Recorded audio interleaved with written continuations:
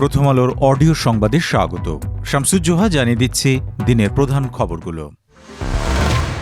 দীর্ঘ ১৭ বছর পর দেশে ফিরছেন বিএনপির ভারপ্রাপ্ত চেয়ারম্যান তারেক রহমান। তার দেশে ফেরা উপলক্ষে গণসংবর্ধনার আয়োজন করেছে বিএনপি। রাজধানীর পূর্বাচলের ৩০০ ফুট এলাকায় এই আয়োজনের প্রস্তুতি হিসেবে মঞ্চ তৈরির কার্যক্রম চলছে। প্রায় দেড় যুগ পর ২৫ ডিসেম্বর বৃহস্পতিবার দুপুরে লন্ডন থেকে দেশে ফিরছেন তারেক রহমান। কুড়িল থেকে সংবর্ধনা মঞ্চের পরবর্তী অংশ পর্যন্ত রাস্তার দুই পাশে তারেক রহমানকে বাংলাদেশে স্বাগত জানিয়ে বিভিন্ন রঙের ব্যানার ও ফেস্টুন লাগানো হয়েছে। আর কুড়িল মোড় থেকে বেশ খানিকটা দূরে সড়কের উত্তর অংশে দক্ষিণমুখী মঞ্চ। মঞ্চের দুই পাশে আইনশৃঙ্খলা বাহিনীর তাঁবু স্থাপন করা হয়েছে। বৃহস্পতিবার বেলা ১১:৫৫ হজরত শাহজালাল আন্তর্জাতিক বিমানবন্দরে তারেক রহমানকে বহনকারী ফ্লাইটে অবতরণের কথা আছে। দেশে ফেরার পর তাঁকে বিমানবন্দর থেকে স্বাগত জানাবেন দলের নেতাকর্মীরা। এরপর দলের পক্ষ থেকে তারেক রহমানকে ৩০০ ফুট এলাকায় সংবর্ধনা দেওয়া হবে। সেখান থেকে তার মা রাজধানীর এভার কেয়ার হাসপাতালে চিকিৎসাধীন বিএনপি চেয়ারপারসন এবং সাবেক প্রধানমন্ত্রী খালেদা জিয়াকে দেখতে যাবেন। এরপর তার গুলশানের বাসভবনে ফেরার কথা রয়েছে। দ্বিতীয় দিন ২৬ ডিসেম্বর শুক্রবার জুমার নামাজ শেষে শহীদ রাষ্ট্রপতি জিয়াউর রহমানের সমাধিতে শ্রদ্ধা নিবেদন এবং জিয়ারত করবেন তারেক রহমান। সেখান থেকে চলে যাবেন সাভার জাতীয় স্মৃতিসৌধে। দেশে ফেরা তৃতীয় দিন ২৭ ডিসেম্বর শনিবার নির্বাচন কমিশনে ভোটার হওয়ার আবেদন করার কথা রয়েছে।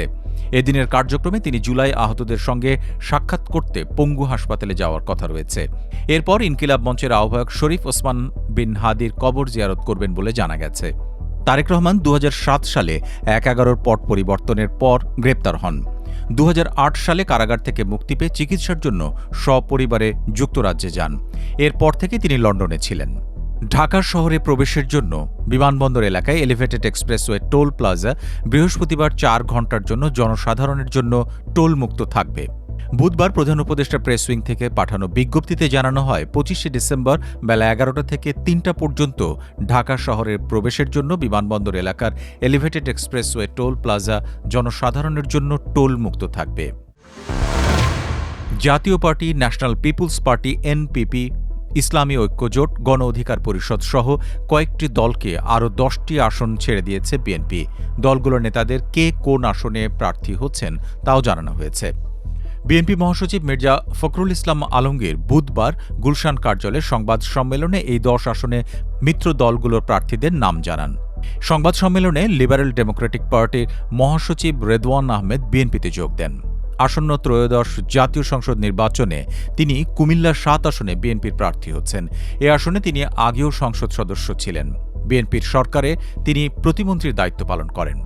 জাতীয়তাবাদী গণতান্ত্রিক আন্দোলন এনডিএম চেয়ারম্যান ববি হাজ্জাজ বিএনপিতে যোগ দিয়ে ঢাকা ১৩ আসনে প্রার্থী হবেন বলে জানান মির্জা ফখরুল। নড়াইল ২ আসনে প্রার্থী হবেন ন্যাশনাল পিপুলস পার্টির চেয়ারম্যান ফরিদুজ্জামান ফরহাদ। এনপিপি নিবন্ধিত না হওয়ায় তিনি বিএনপির ধানের শীষ প্রতীকে নির্বাচন করবেন। বিপ্লবী ওয়ার্কার্স পার্টির সাধারণ সম্পাদক সাইফুল হক ঢাকা ১২, নাগরিক ঐক্যের সভাপতি মাহমুদুর রহমান মান্না বগুড়া ২, গণ অধিকার পরিষদের সভাপতি নুরুল হক পটুয়াখালী ৩, গণসংহতি আন্দোলনের প্রধান সমন্বয়কারী জোনায়েদ সাকি ব্রাহ্মণবাড়িয়া ৬ আসনে প্রার্থী হবেন বলে জানিয়েছেন মির্জা ফখরুল।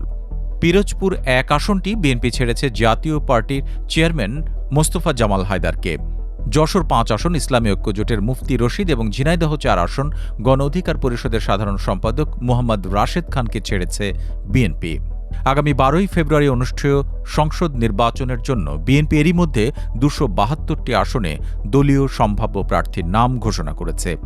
অন্য ২৮টি আসন থেকে সমঝোতার মাধ্যমে শরিকদের ছেড়ে দেওয়া হচ্ছে।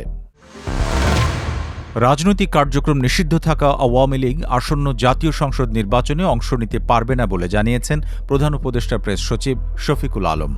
অন্তর্বর্তী সরকারের উপদেষ্টা পরিষদের বৈঠকের পর সিদ্ধান্ত জানাতে বুধবার বিকেলে রাজধানী ফরেন সার্ভিস একাডেমিতে সংবাদ সম্মেলনের আয়োজন করা হয়।